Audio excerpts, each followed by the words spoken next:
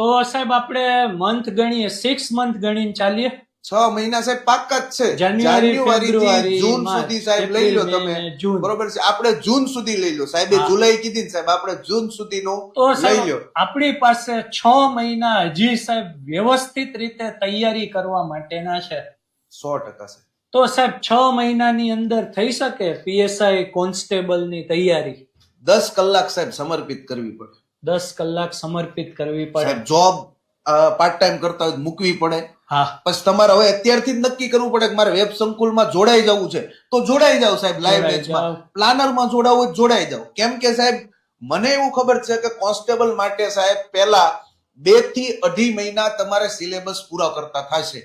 આ કઈ વાત કરું છું, જે છોકરો 10 કલાક કોન્સ્ટેબલને આપવાનો છે એના માટે હું કહું છું કે પહેલા 2.5 મહિના એને સિલેબસ પૂરો કરતા થશે. એટલે સાહેબ હું એવું કહી શકું 6 મહિનાની અંદર એની પાસે જો સચોટ આયોજન હોય ને સાહેબ, હા, તો આની અંદર મજબૂત તૈયારી કરી શકે છે આપણો સ્ટુડન્ટ. પણ એની પાસે સાહેબ આના રિલેટેડ એક સચોટ આયોજન હોવું જોઈએ.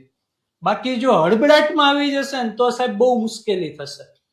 પ્લાનિંગ 6 સાથે આગળ મહિના, વધવું હા. પડશે. એકદમ નવા નિશાળિયા હોય ને સાહેબ, પણ એની પાસે જો આવું સચોટ આયોજન હોય, સચોટ પ્લાનિંગ હોય, સચોટ એવું માર્ગદર્શન હોય ને, તો સાહેબ ઇનફ છે.